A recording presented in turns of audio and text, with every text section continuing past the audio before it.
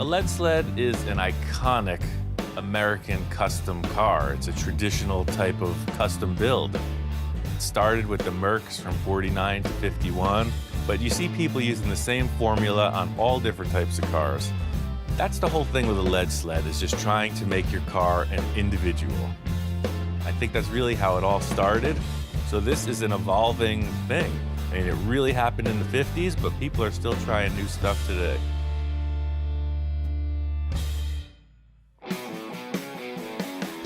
I've been friends with Don for quite a while, working on various projects. I keep walking by this Packard, just looking at it, imagining its potential.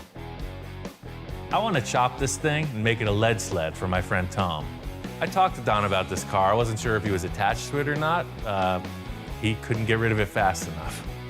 He had no use for it.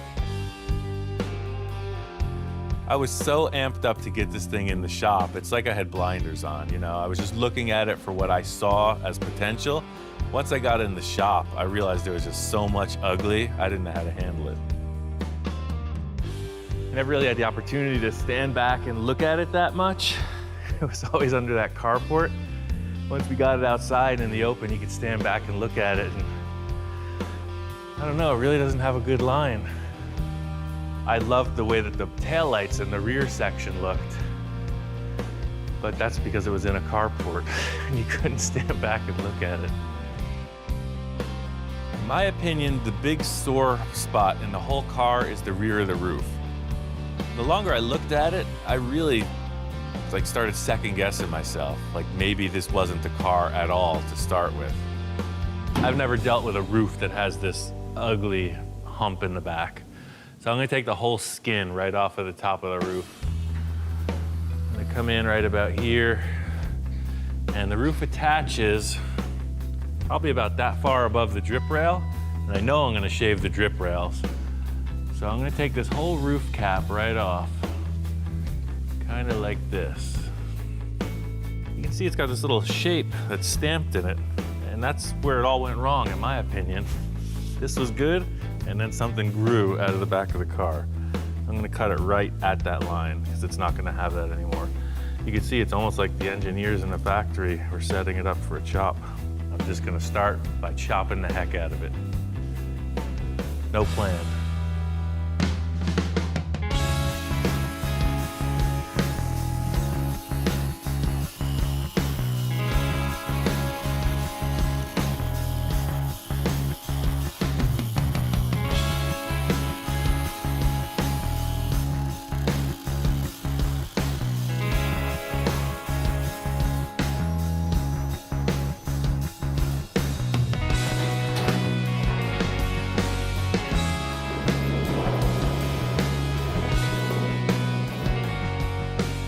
I think it looks better already. The standard procedure in cutting any car's roof off is to brace up the interior. You don't want the thing to shift. You want it to stay just as it is so the door is shut properly. I'm just not doing any of that. I've done enough metal work, I've cut apart enough cars to know what I can get away with. I think I can get away with it.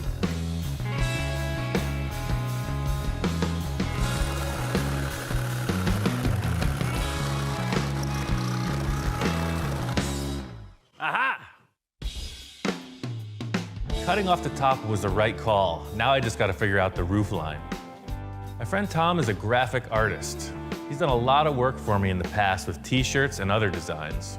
I took a side shot of the car with the roof on and sent it to Tom, and just see what he comes up with. Maybe he's seeing something I'm not. He sends it to me, and it's pretty rough. I see where the car has potential, and I try to bring it to life on the computer. When I had gotten to my final rendering of the Packard, I sent it to Ian, and I didn't know how he was going to react. Tom's fast. I get an email back the same day of this rendering, and it's pretty cool. He took the windshield and he raked it forward.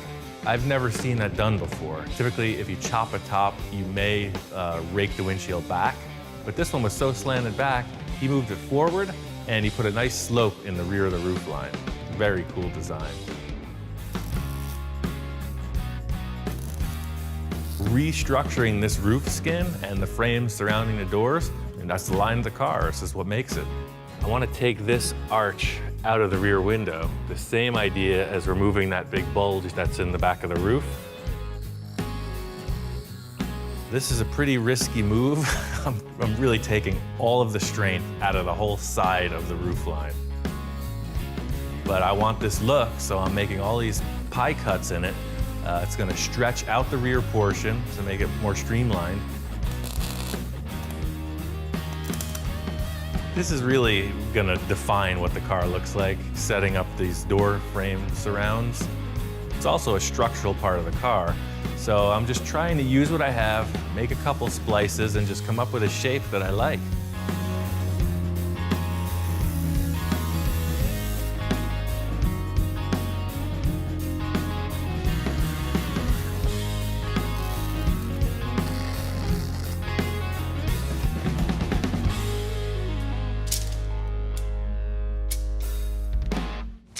There's my special envisioning tool. Ah, yes, the cardboard envisioning tool. It's something that you don't see a lot, but everybody's got one. Just hold it up and look through. The whole idea with this envisioning tool, it's like blinders on a horse, right? You just see what you need to and carry on. I'm really happy with the line of these two rails coming back from the A-pillar. And the big question mark is how the roof skin fits back on. I'm liking how the sides of the car are coming out, but I'm gotta get this roof skin on. Thinking maybe the original one will work, even though I don't want to use it. I think I'm just gonna put it on there and just check it out. Once I got it back on in place, it seems like it'll fit, but it's still got issues. You know, it was designed with this big bulge in the rear, and I'm trying to get away from that. Don came over to look at the car because I think he's kind of sitting there being a naysayer. I don't see the envision that he does, you know? His creative mind is thinking, but my mind is not that creative. He got in deep with this project. I think it's a lot deeper than he thought he was going to get in with this project. I'm really seeing the potential in this thing, but he's just not digging it. I got a couple tricks up my sleeve. I think it's going to convince him. I'm gonna change the look once more. Ready? You ready? Go for it. This is the main part of what I don't like about the car, is this weird bubble back.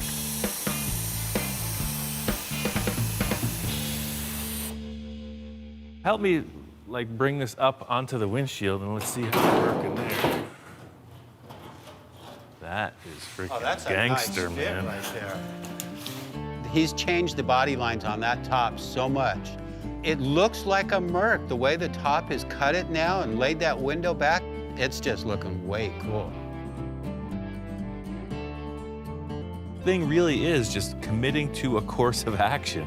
By splitting the roof and just refiguring it a little bit, all of a sudden the line appeared.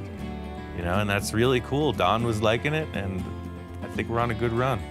So what do you think on this here? Just trim this back piece off here? Is this how this is gonna work? And then I think so. See the way it was all up in the air, even taller, but when you just lap it over, it like really just relaxes. I'm telling you, the designers intended this car to be chopped. They really did, didn't they? They were thinking ahead. I gotta thank them for that. It's making my work a lot easier. That fits nice, because then basically what, just a panel from here to here? Well, see, I'll lift this up, and that makes the job even easier. See? You don't have another back window, do you? The Boneyard does have some treasures in it, that's for sure. This fender's seen better days. If you got a replacement, I'll change it out. I'm pretty sure I have a replacement fender. Cool. Maybe I'll swing by your place and pick up the fender tomorrow or something. Sounds like a plan. I got a way of doing things by myself, but hey, there's another body in the room. Get to work. To be able to work with Ian today is a real special treat. This is a really complex thing, creating a big roof for a chop-top car. The whole thing is establishing this nice roof line. I want to minimize the amount of body filler in the end. So it's really just like push it, hold it into position, and tack weld it so it stays. You know, it's the stuff you read about in magazines. So I stuck them in the car and had them hold up the sheet metal. I would have to come up with a bunch of weird contraptions to hold it in place. Here he is doing it. He was pretty excited. Ian, in my opinion, is today's Ed Roth. Ed Roth was a wild customizer who was very innovative. Ian is just carrying that torch. What this thing does is it sucks the metal together, so it'll create a little more of a dome. Ian likes to think outside the box, doesn't care about what anybody else thinks, and builds what he wants. So this is gonna crown it out a little bit more, as well as take away all those hammer marks.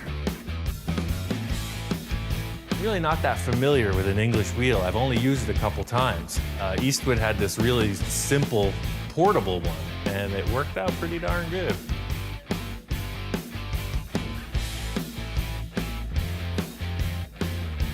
Pretty good. Yeah. Getting the sheet metal tacked in place, that's it. That's the car. The line of it's established. It's just a matter of finish work. If you like it, here we go. I'll put it all together and on to the next. It's a killer chop. We got the chop top nailed. It looks great. There's still a lot more.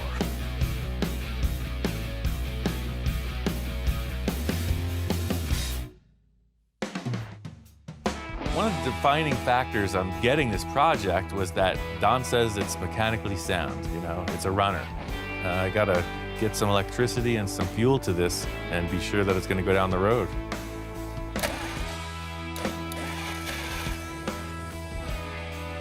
This car is ancient. It looks like an Egyptian tomb under the hood, man.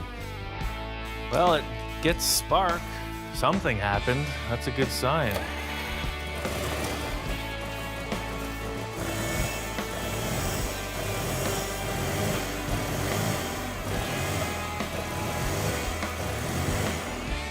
So I'm pretty surprised that this thing fired up like it did. It purrs. It's an old engine, but it runs great.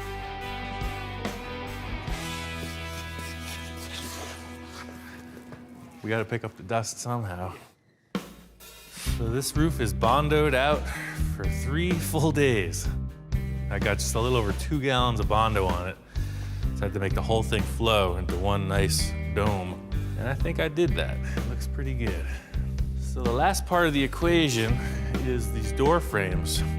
This is the trickiest part of the whole deal. And to sum it up is if people can't figure out where you cut it, then you succeed.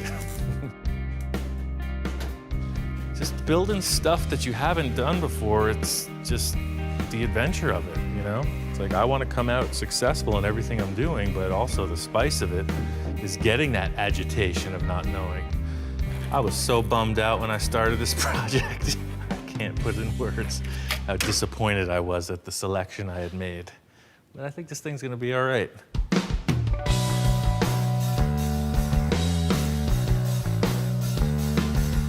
All the body fillers set. Eastwood gave me this urethane high build primer, and I'm just gonna coat the whole car with it. 3 heavy coats, because it's a filler primer, and then I can come back and block sand it. This is the first time you really get to see what the car looks like. It's all blotchy, you know, Bondo spots, metal spots, different tones. So having it all in one color is gonna be really cool. Once I get this thing all one color, a good primer coat on it, you're really gonna see what the car looks like. And that's really what I've been looking forward to. This chop top is what makes the car. It's looking good. It's like a one-piece, one-color car now, but I gotta see it at ride height. One of the things from the start was how tall this car was, how high it was off the street. I'm looking to get a 4-inch drop out of it, easy.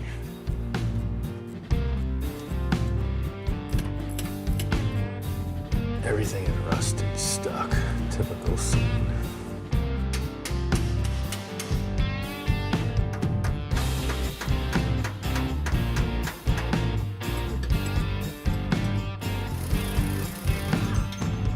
Hate this part of the job. In case you're wondering how my nose got so rearranged, doing exactly this. No joke. The coil spring shot out of the car, hit me in the face. That's a big piece of metal that hit you in the face, huh? This is the old school lowering technique. Before there was all these fancy kits and airbags and yada, yada, yada, you would cut the springs or you would heat them with a torch. Those were the options. So I'm doing it just like they would have done it back in the day. So I started off by cutting just about 2 coils off, a little bit more. It's hard to say exactly what the drop's gonna be until it's installed back in the car, because the spring rate changes, you really can't calculate it. So I'm just gonna cut both springs to match and set them in the car until it looks the way I think it should.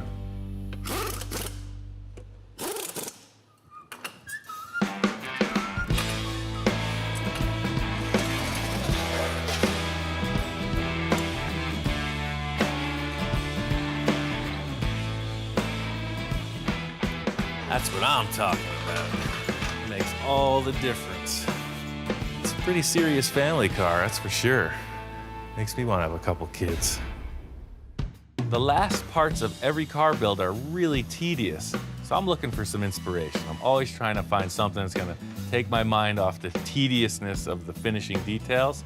So making these taillight lenses was a perfect little diversion. This is my super improvised plastic heating device.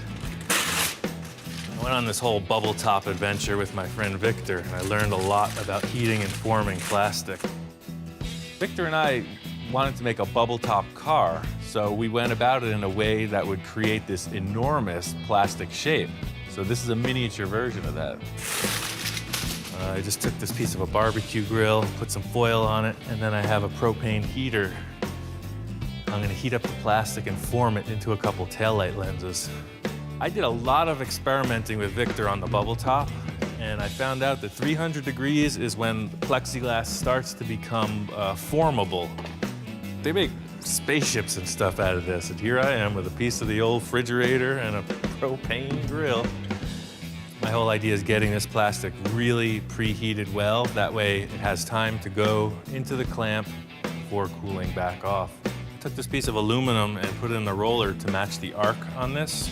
It's just like the bubble top. It's got an air source with a base plate and some holes to let the air come through. And then there's a clamping ring that's gonna hold the plastic down to the base plate.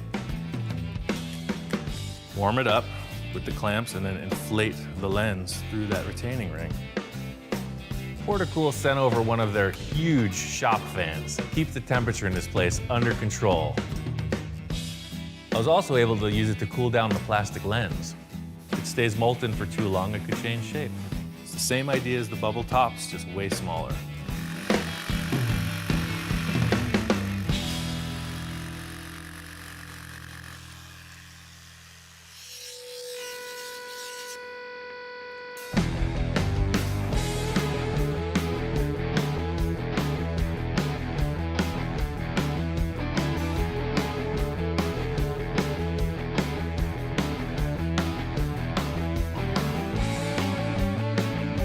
This thing's pretty much wrapped. I'm excited to see Tom's reaction when he sees it.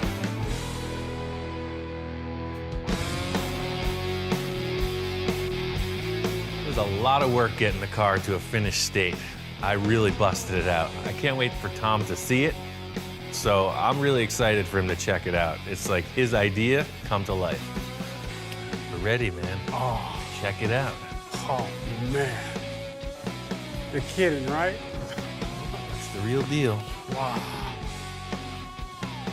Ian, man, that is one gorgeous machine. Look at that. When I first walked in and saw the Packard, I was blown away.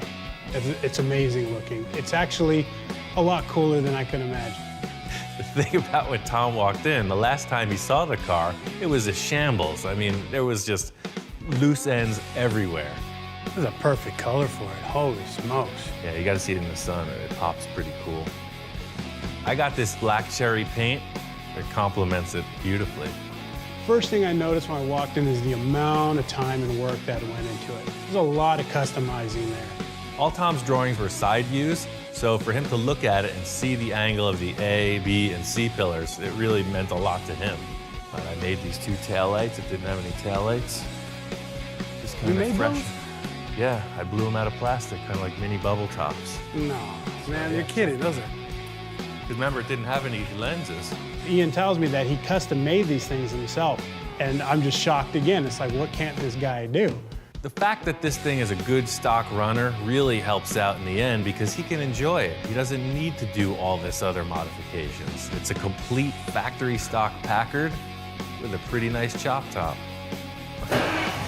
When I first sat inside the Packard, man, I couldn't help but feel, man, this is cool. I'm ready to cruise, man. And I am one cool dude because I'm cruising this thing. You want to go cruise? Hey, me and Sean Pound are cruising, man. This was a very emotional experience. We took that car out of the carport and I was angry. I was just thinking we were going in a bad direction. I pulled through, you know? I was really thinking about quitting a lot of times. Tom's drawings helped me, and then finally seeing the metal change shape is kind of what led me to doing the finish work right. There's one thing I've noticed about Ian. When it comes to customizing a car, is he's driven.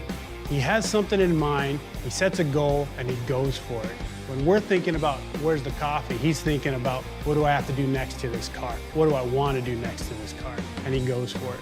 The whole deal with this is I was trying to help Tom out. He's done a ton of work for me. The least I could do is return the favor. So to really push my limits as far as the fabrication and finish work, it's just something to say thanks to Tom. It's really undescribable. I can't talk about how grateful I am because there's no words to express it. I mean, other than getting in there and cruising down the boulevard with a big grin on my face, there's no real way to express how just excited I am. It's a cool car and I cannot wait to show it off. This project is a great example of what I've been doing with my career. Just trying to be creative and push something further is what I'm all about. Just trying to discover new ideas. Keep the people happy, give them what they want, on to the next.